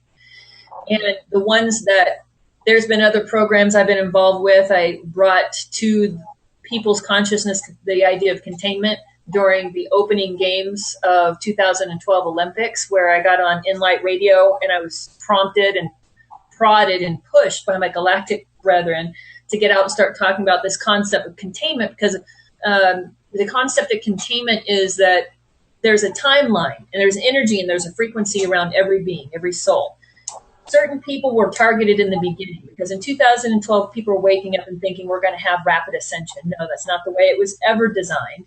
No. We're going through physical ascension on the planet because Gaia has chosen to take her children with her. She's not going to jump and zap out and let everybody. You don't even know. You don't know what you don't know. You have no idea, if you're not woken up yet, that you have a choice. You must first wake up and choose how you want to navigate your future before you can move forward into your future. Yep. So, this is a really important task for those of us here to inform people, have them wake up, have them start participating in their life. And so in 2012, people thought it was a rapid ascension. That's not the case. But then people are also like, the bad guys have to be taken off the planet.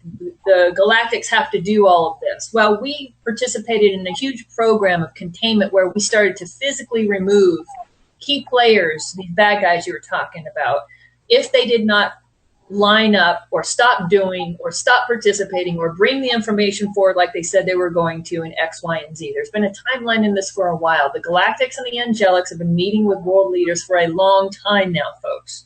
Look at when 911 went down, Nassara was supposed to be meeting that morning to have a global cleansing and a debt forgiveness. It was all supposed to come online. And then the day before, 2.3 trillion went missing. The whores that did that. But like I say, it's all coming out of the speed of light. They don't have enough thumbs to put in the dikes. It's like I say. It's out of control now. The dam is coming down. The water is spewing through. I mean, we're literally at the point, if you have a giant wall, there's cracks all in it. There's water spewing out. It's all about to come falling down. The best thing to do is to inform yourself and to start making positive choices for yourself. Stop thinking that it's a bunch of conspiracy theory crap that you shouldn't buy into. Stop continuing to ignorantly keep yourself in your head in the sand and start choosing and taking power back in your life. There's so many resources for you to go to, people to get information to change your life. You know, yeah, I poke my stuff in people's boxes all across the planet because I'm in all the Star Rider groups. It's ironic. I've had about 3,000 Star Riders step into my house over the last 6 months. I mean, I went from 750 people in my house to 3,700 people in a matter of 6 months. And I look at everybody's page before I let them in because I want to make sure they got the right vibration. I know how to look at a wall and know if they fit. Now, some do get through by mistake. I fix that after the fact because I don't deal with mayhem. I don't deal with conflict.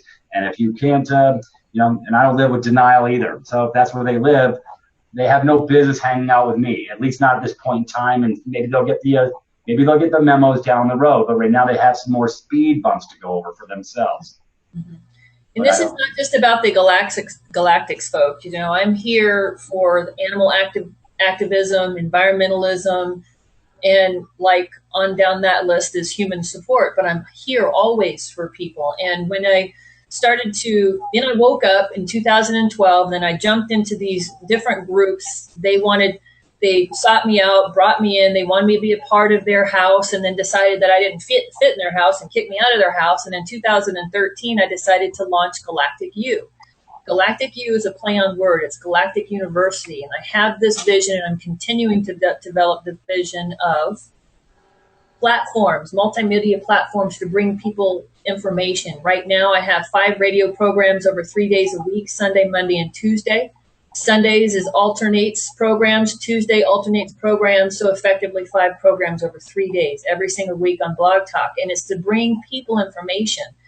We talk anywhere from how to prepare yourself for contact to practical knowledge for the awakening in a classroom style with Justin and Julian from over at Stillness in the Storm blog.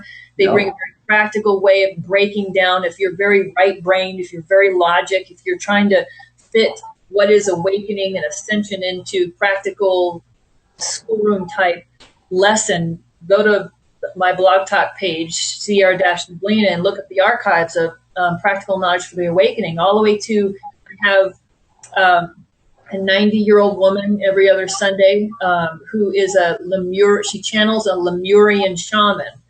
And that Lemurian shaman doesn't speak English. So we have another walk-in channel person, Nashka, translating from the Lemurian speak to what this Lemurian male shaman that's coming through this 90-year-old woman is saying. And then on Tuesday, I have a practical knowledge with Sierra Neblina, or not practical, a galactic perspective with Sierra Neblina. And I bring on guests and I talk about what the galactics are saying. They want me to bring forward different key terms like resonant frequency. And I channeled this resonant frequency about six months ago. And then all of a sudden, Nassim Haramein is jumping up with resonant frequency. It's everywhere. And do you see how it's all tying in? Isn't that amazing? Yeah.